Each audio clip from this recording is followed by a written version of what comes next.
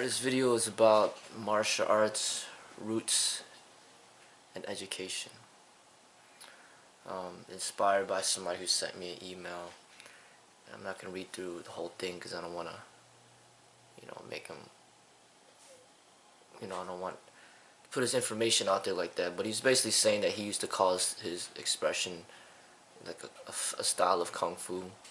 But then as he was watching my videos, he started to realize that he should name it something else, because he said his background is white Hispanic, and then said he's a martial arts enthusiast and not a martial artist, and now he decided to call his way like zone O&D style self-defense. So I just wanted to comment on that. It's interesting that he said martial arts enthusiast and not a martial artist. I respect that. I think there's a lot of enthusiasts out there about many things.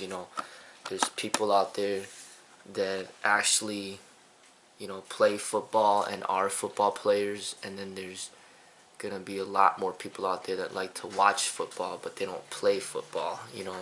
And that goes with any sport, any art. There's always gonna be people out there that are pretty much, they like to be entertained, but few people will actually put forth their effort to actually practice and become a practitioner. So for example, I really like rap music, but I'm not a rapper. It's not something that I put my time and dedication to. I try to rap. Sometimes I might try, but that's not my thing. And in order for anything to be respected as somebody who's put time and effort to perfect something, it takes decades and decades of hard work. So Tupac dying at the age of 25, put many years into his rapping, and writing poetry. Like, that's a real rapper right there. Michael Jordan put in so much of his time and dedication to be one of the greatest, if not the greatest, basketball player to ever live.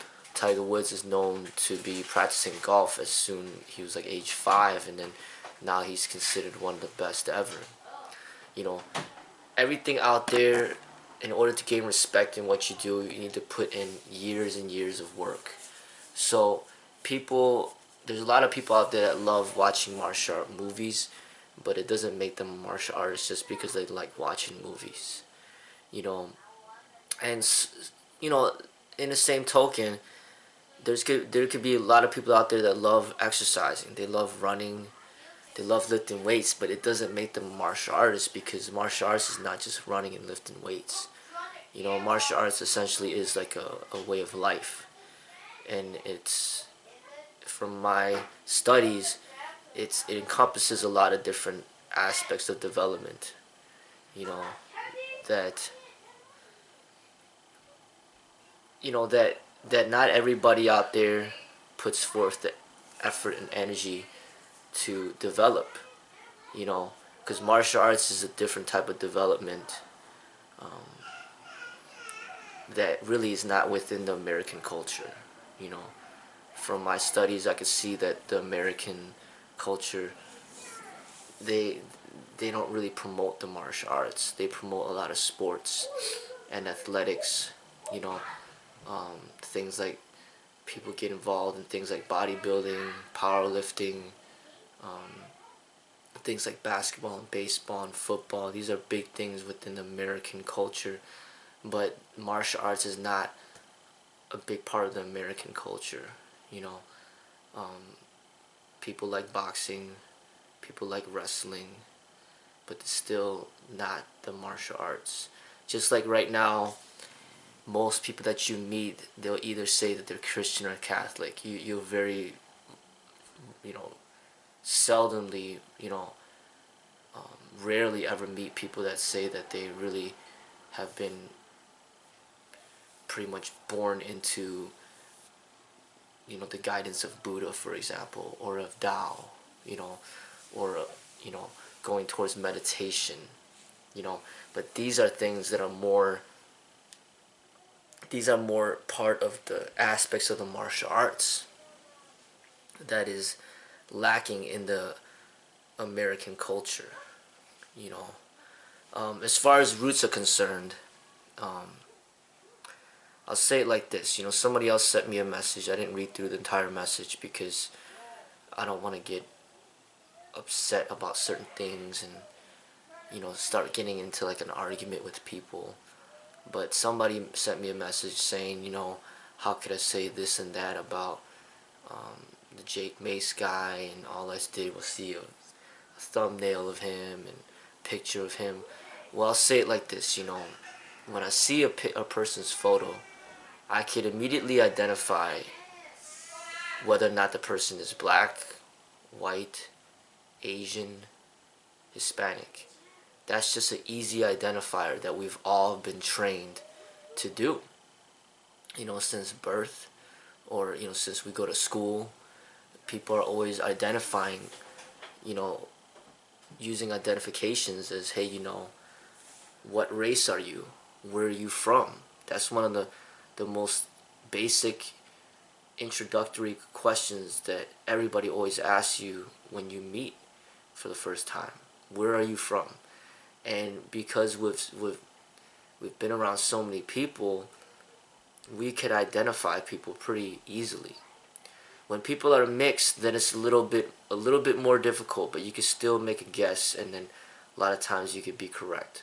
So say like you see Shannon Lee, and you don't know if she's Asian or white, or she might say you might think that she might look a little Hispanic, but it happens to be that she's half Chinese and half white. Brandon Lee, her brother who passed away, is the same, half Chinese, half white. But if you see somebody who's just all white, I mean, that's clear. You see somebody that's all black, that's clear. But then there's certain individuals like Drake, who's maybe, you know, he's like half black, half white, you know. And then Hispanic, you see that. Sometimes people might, you know, they might mistakenly think that somebody who's Filipino is Hispanic, or somebody who's Hispanic is Filipino. And from what I know, you know, the Hispanic and the Filipino bloodline is pretty close bloodline. When you see somebody who's Korean, you know, standing next to somebody who's Chinese, for some people it may be harder to identify. But for others who've been around a lot of Chinese people and have been around a lot of Korean people, been around a lot of Japanese people, you could identify pretty easily just by seeing. And for example, the Chinese and the Japanese, they do a lot of effort to separate themselves from each other's culture and country. So they would have a different style of dress. They would speak differently, which is very clear. They would write differently. They would have different types of artwork, different types of foods. Okay, even different ways of smell, like how their homes would smell. You know, how they would decorate their homes. You know, and these are the ways that they separate themselves from one another. So then they become identifiable. So when you see a Japanese martial artist, he's wearing the Japanese gi, then you say that's a Japanese martial art. When you see a Chinese martial artist, he has his unique uniform, and you say that's representing the Chinese martial arts. Okay? So that's all it takes. You know, people will classify themselves by how they dress, how they look. And there's no denying. Like your skin color, your race goes with you everywhere you go. That's something that you cannot change. You know, you cannot hide that. A black person cannot hide the fact that he's black. A white person cannot hide the fact that he's white. A Chinese person cannot hide the fact that he's Chinese. I mean, this is something that you cannot hide. This is not like religion where you could just be converted, you know, oh, you're Buddhist one day, next day that you're Christian. No, this is your race. This is how you look. And that's pretty much what I'm saying about the whole Kung Fu thing. The label, that label is for Chinese people. You know, that's the way that I see it. That's their culture. And when somebody's claiming Kung Fu, in my eyes, they're pretty much saying, I'm Chinese, or I have Chinese roots. Bruce Lee could say Kung Fu because he was Chinese. Now, he's considered an American because he was born in America, but his roots are, his blood is Chinese. And you could clearly see it by looking at him. You put a picture of Bruce Lee next to Brad Pitt, it's not the same. They look very different because the bloodline is different. So, like, even if Brad Pitt was super great at martial arts, in my eyes, he shouldn't be claiming Kung Fu unless he has some sort of loyal commitment to that way, to that method, because of some type of close loyalty. Maybe something like Chuck Norris. He's a white, but he's promoting karate. He says that he practices karate. Well, like, I would say, okay, if somebody is representing a certain style that's outside of his roots, there's got to be a reason behind that, but still, Chuck Norris would not be, in my eyes, be the face of karate. The face of karate has to be represented by a Japanese person. Basically by the person who gave permission to Chuck Norris to represent karate is the face of karate. Chuck Norris is not the face, but the person that gave permission to Chuck Norris to represent karate would be the face of karate. So what I'm saying about Kung Fu is not that Bruce Lee would be the face of Kung Fu, and he would forever would be. Now, if he was still living and he gave permission to Danny Insano to represent Kung Fu, then Danny Insano could go ahead and start marketing Kung Fu, advertising Kung Fu, and then have Bruce Lee as, he is the person that I'm representing. This is my master. I am not a master myself. He is the master. I am just a humble disciple promoting the art of Kung Fu through my master. And if, Bruce Lee's still alive and he's teaching Danny Insano, and Danny Insano ends up meeting Paul Vunak and starts teaching Paul Vunak, then the roots have to go back to Bruce Lee through Bruce Lee's permission, him being alive. But when Bruce Lee passes away and he doesn't give permission to Danny Insano to represent Kung Fu, then Danny Insano cannot give permission to Paul Vunak to represent Kung Fu, because the Chinese person that was representing Kung Fu has passed away and he didn't give permission to anybody else to represent that label according to, like, the ways of the Chinese and their history and the bloodline, and basically the master of the Kung Fu has to put forth his effort to better ensure that it does not get corrupted through inappropriate expression, and that's kind of what I'm getting to, so when somebody's claiming Kung Fu, it's supposed to be a Chinese person. When somebody's claiming karate, it's supposed to be a Japanese person. When somebody's claiming Brazilian jiu-jitsu, in my eyes, then he's supposed to be Brazilian. Half Brazilian, half Japanese, because he's saying Brazilian and then he's saying jiu-jitsu. So those are from two different countries. He's saying Brazil and Japan. So then it's supposed to be a Brazilian Japanese person in my eyes. You know, um, when somebody's claiming Thai boxing, he's supposed to be Thai. Now, if you are Hispanic and there's no martial art in your country that is widely known, then it might be up to you to create your own martial art expression that is specific to your country's expression, so then you end up creating a new following towards your method. So for example, I'll say Krav Maga. That's something that I never heard about back in my college days, but that's something that's popular right now, and they're saying that that's the Israeli self-defense method.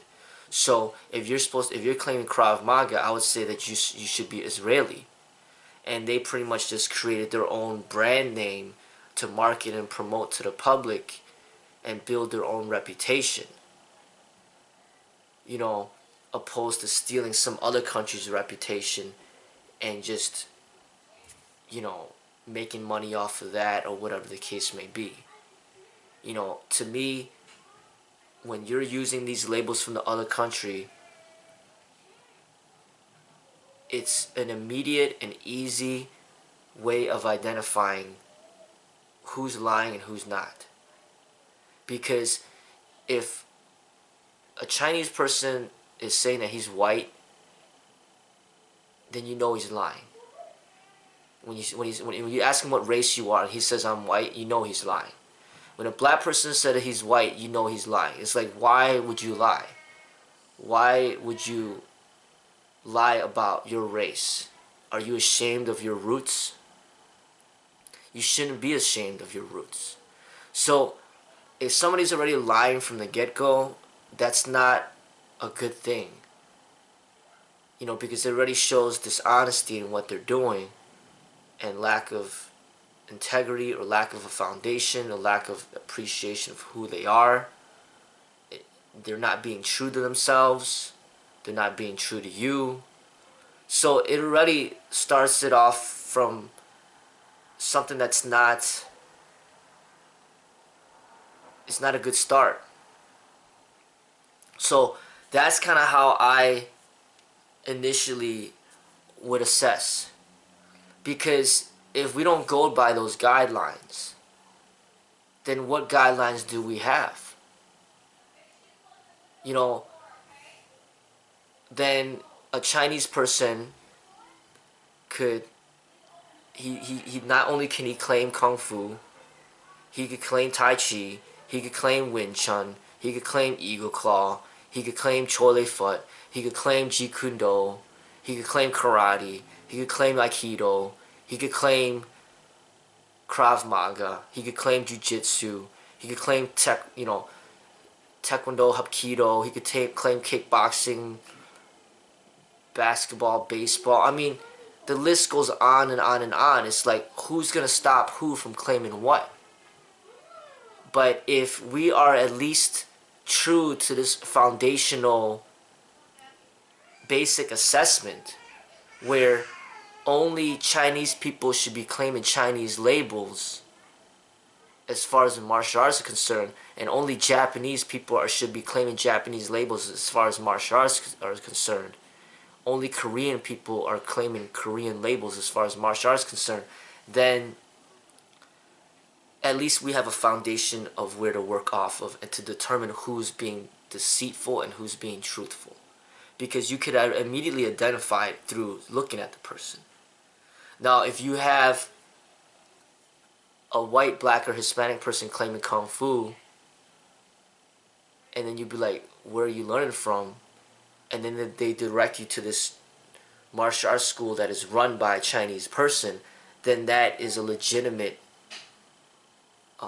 expression of which they are not lying. They're learning from this martial arts school that is run by a Chinese person. And that is what they're practicing. So essentially they're saying, I'm learning my Kung Fu from a Chinese person. Because only the Chinese could teach Kung Fu. It's a part of their blood, their culture.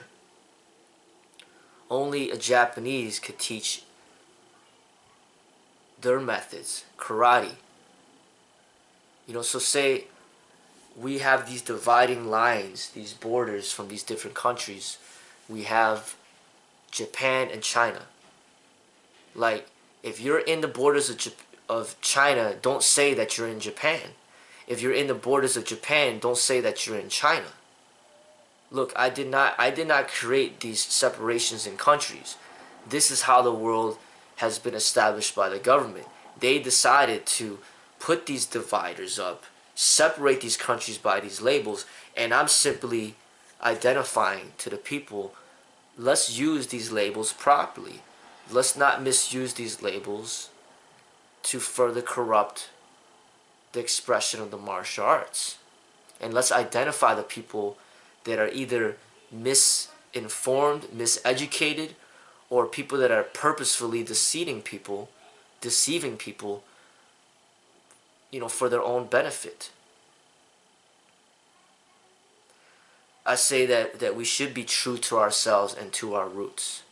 Because essentially, no matter if I call what I do kung fu, karate, taekwondo, kickboxing, martial arts, it's ultimately my expression as a human being in the martial arts that's not bound by any country or culture. But because we live in this world with language and the use of certain labels as certain identifiers, and you're pretty much forced to choose. Like, I don't care how much you are against separation of countries and people, but no matter what, when you're born, you're given a social security number. You're given a birth certificate. You're given you're being told this is where you're born. You're being told this is where you are a citizen. You're being told this is where you're allowed to live. You're being, if you want to go to Canada, they don't just let you go there. They stop you at the border and say, what are you doing? Where are you going? When are you going to be back? You can't just fly to another country without the permission of the government. So the government is putting restrictions upon, where you can and can't live. You might not believe, you might look like you're a Chinese person, but you don't want to believe that you're Chinese. You just want to believe that you're a human being. But the police officer, the government, the people around you will look at you and be like, I don't care what you say. You can say that you're a monster. You can say that you're an alien. But you are a Chinese person. Because that's who you are. They will label you. So you may want to transcend yourself from labels, but the labels still exist. And all I'm saying is that because these labels exist, we need to learn how to properly use these labels in order to come closer to the understanding of truth. Okay, so you should know where your roots are. And if you want to teach the martial arts, you want to start your own school, develop your own following, then what I'm saying is to create a label that's unique to you and your culture and your people. That if you're no longer affiliated with that Chinese martial arts school, then you shouldn't be claiming that. Especially if you choose to teach. Because how can you teach something of which you are borrowing or stealing from somebody else of whom you did not receive permission to teach what they have taught you?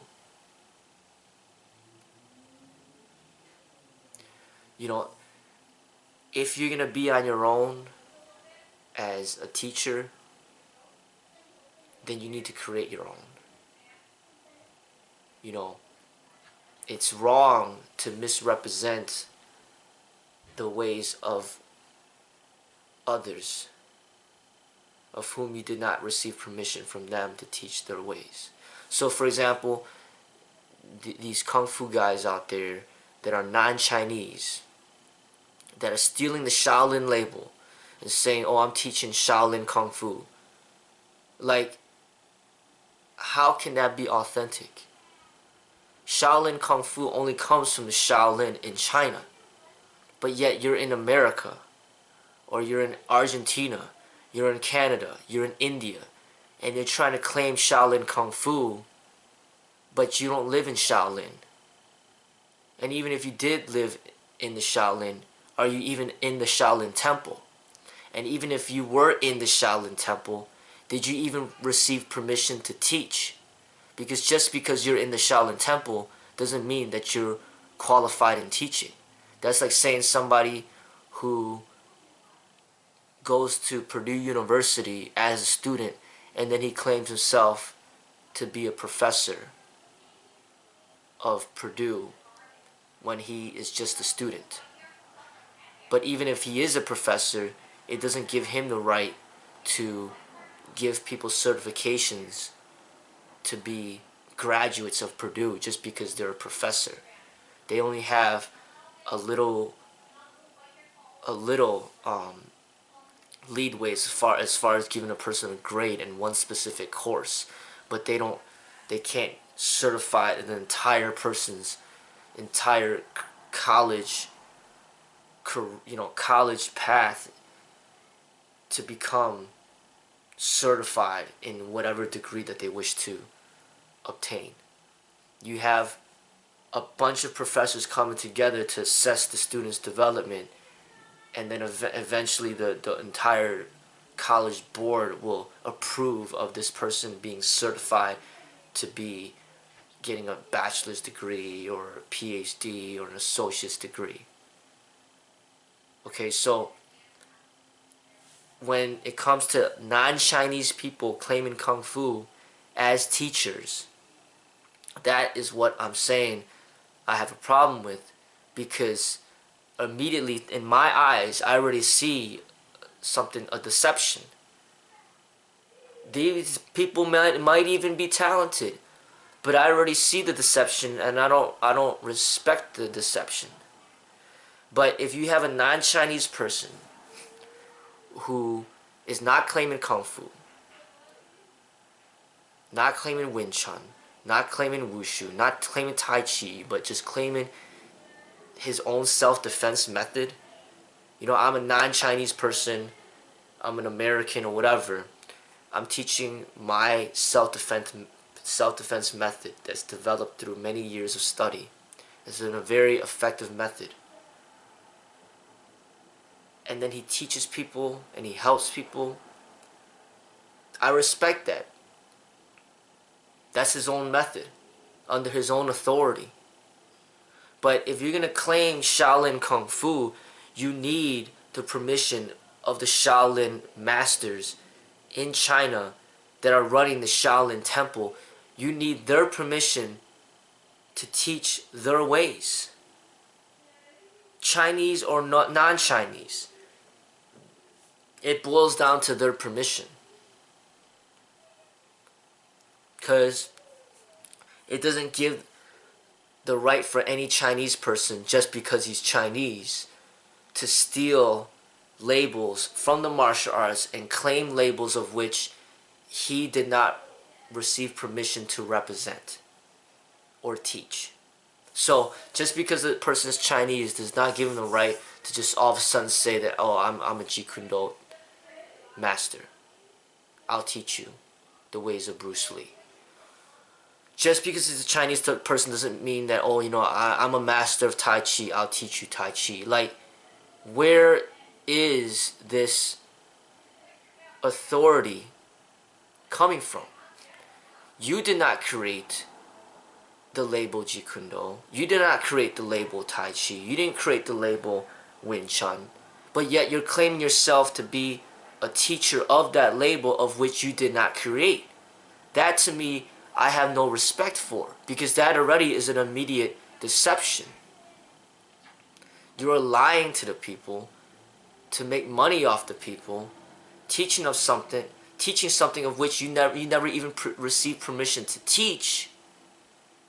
And for the most part, you probably aren't even teaching anything that's even relevant to what that label's supposed to represent. And this type of corruption is so rampant in the martial arts that it's something that we need to fix within ourselves. It's not something that the law will step in to fix, because it is unfixable by the government. It's only can be fixed by the people. The people being properly educated, not just as teachers, but also as students, where they are more aware and conscious of the fraudulent activity that is occurring in this community. And then they are more easily able to identify the fake from the real.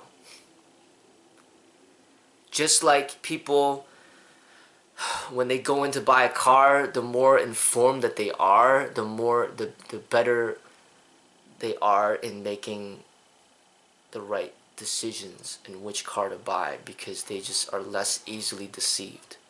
They could tell when the transmission is not good. They could tell when the headlights aren't working. They could tell when the engine doesn't sound right. They could tell when the car's overpriced. They could tell when there's something wrong with, something wrong with the car. There's something wrong with the tires. There's something wrong. They could identify defects. So the more people that are educated on what martial arts is, the more they can identify the fraudulent instructors from the real instructors. It's not just about, yes, you want to learn from somebody that's qualified, somebody that's good at what they do, of course. But at the same time, you want to learn from somebody that's real, that's teaching you something that is authentic. The way I say it is like this: if you're already talented, you're already good at what you do, then why do you need to steal the reputation of some other person or some other culture? Why can't you just create your own way, your own method, your own unique expression? I mean, something just as easily as trying to pick an email address under Gmail, for example. Somebody picks Little Dragon at gmail.com, and then you try to do the same, but then they say, hey, you can't choose that one because somebody else already took that one. So then rather than saying Little Dragon, now you gotta say Big Dragon. Like, you just had to come up with something different. So that's pretty much what I'm saying. You gotta be authentic.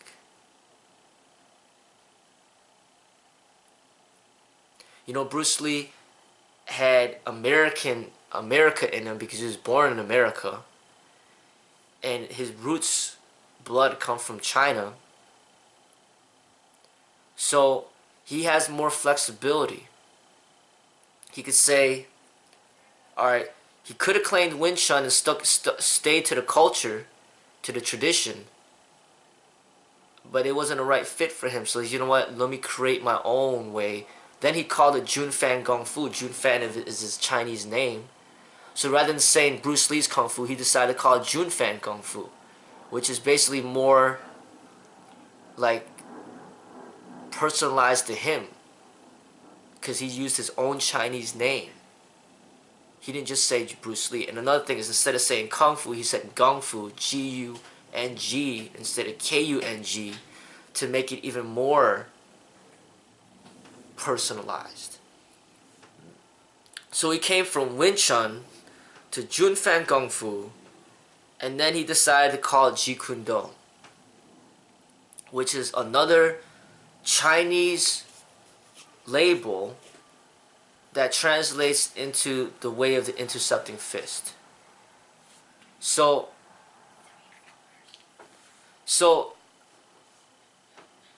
he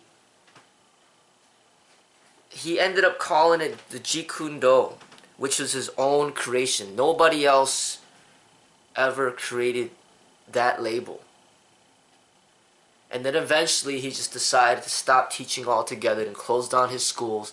And then he specified that he wished he never came up with the label Jeet Kune Do, because then he knew people will start stealing that label and start claiming it without his permission. So he wanted to have no label, to not be bound by any limits. But then at that point, he stopped becoming a teacher of a certain way. He just wanted to represent that way through his own self-expression in film.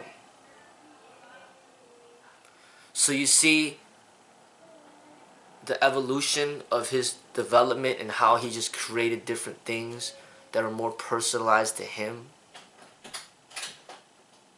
You know, and he could have called it Bruce Lee's martial arts. He could have called it Bruce Lee's kickboxing. He could have called it Bruce Lee's boxing.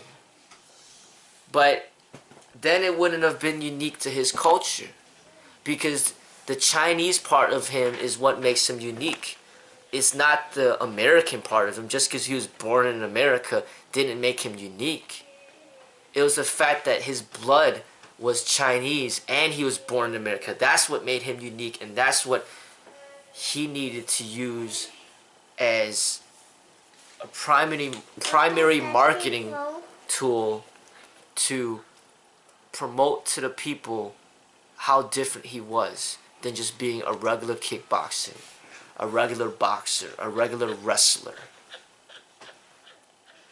But he was born into that. His blood was Chinese. You can't just... It goes back to the racial thing. You can't just all of a sudden... Eminem, he might hang around a lot of black people, but he still can't claim himself that he's black. I don't care how many black people you hang out with for your entire life. You're still not black. So, another thing is, Eminem has been making this music for so long, you don't never ever see him using the N-word. Because he has no rights to use that word, because he's not black. I don't care how many albums you've sold. I don't care how popular you are. It doesn't give you the right to use the N-word. It doesn't give you the right to claim yourself to be black. So same thing with the martial arts. You might be great, talented. You might be super fit. But it doesn't mean that you're representing the Chinese martial arts when you're not Chinese. Unless you have surrendered your ego to somebody higher than you, who has become your master, who is a Chinese person. So if you surrender your ego to Bruce Lee with his authority, then you can represent Kung Fu under his guidance. But the thing is, if he passed away and he doesn't give you the authority to represent Kung Fu, then you can't represent it. Because he didn't give you that authority to represent it. You know, that's the way that I see it. You know,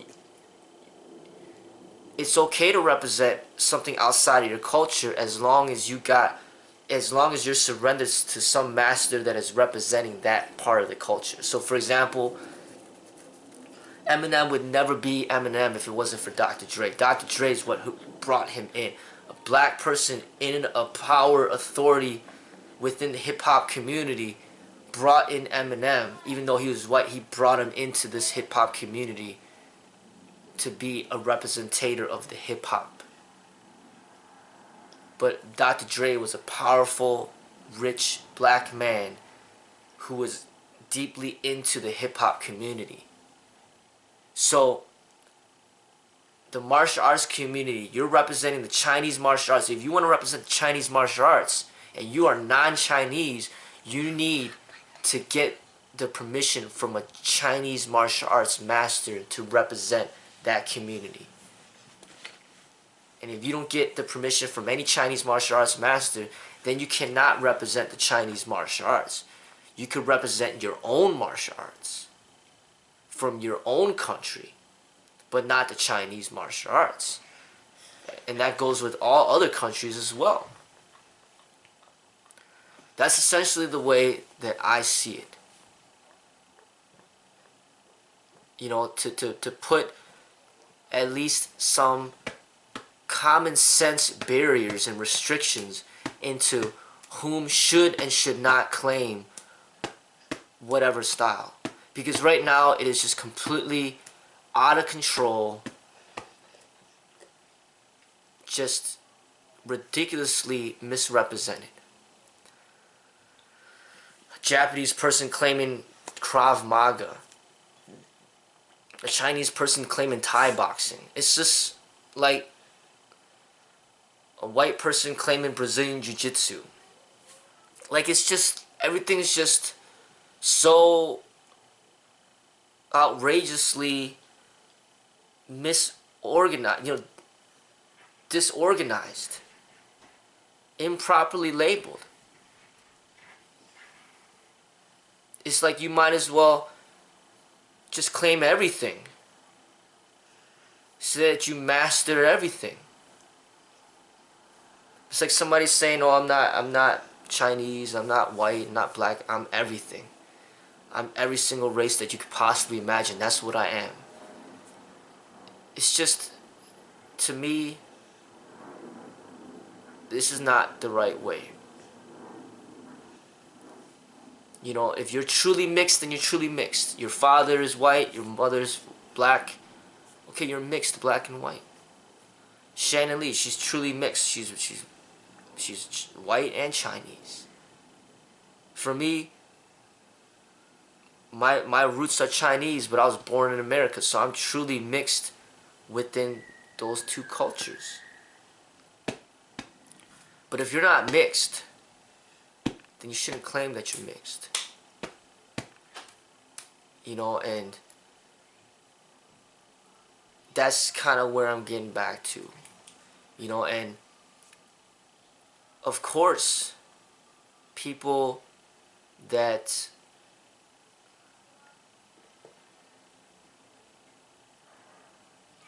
are masters of the martial arts from whatever country, of course they would want to recruit people from other countries who are talented to represent their country. Just like America loves having blacks represent America and winning gold medals, like Simone Biles. They love Simone Biles representing America, winning all these gold medals in the Olympics. They don't want Simone Biles representing China. They don't want Simone Biles representing Africa, even though you could clearly tell she has African roots. But she's probably born in America with African roots, and then she is in America representing America in Olympics. But Africa wants her. China wants her. Japan wants her. Every other country wants her to represent their country and their people. You know, of course. You know, and what I'm basically saying is that if you are a non-Asian person wishing to represent the Asian arts, you need the permission of an Asian person that is a master of those arts to give you the authority to represent that way. So an example would be the real Japanese person that gave Chuck Norris permission to represent karate. Okay, so in order to truly, authentically represent Jeet Kune Do, you need the permission of Bruce Lee. But because Bruce Lee's dead, there really is no such thing as real Jeet Kune Do, other than Bruce Lee's movies and his real writings. That's the only real Jeet Kune Do that I acknowledge, because it came directly from him. It didn't come from Kobe Bryant, who claims that he's practicing Jeet Kune Do.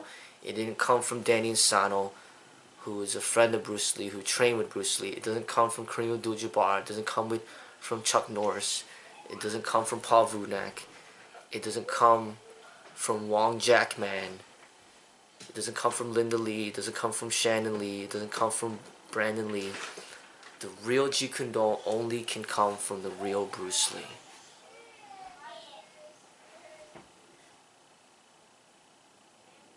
And that's the way that I see it, you know. But, you know, all these things that I specified is just some things to think about for you to determine for yourself how you wish to represent yourself in the martial arts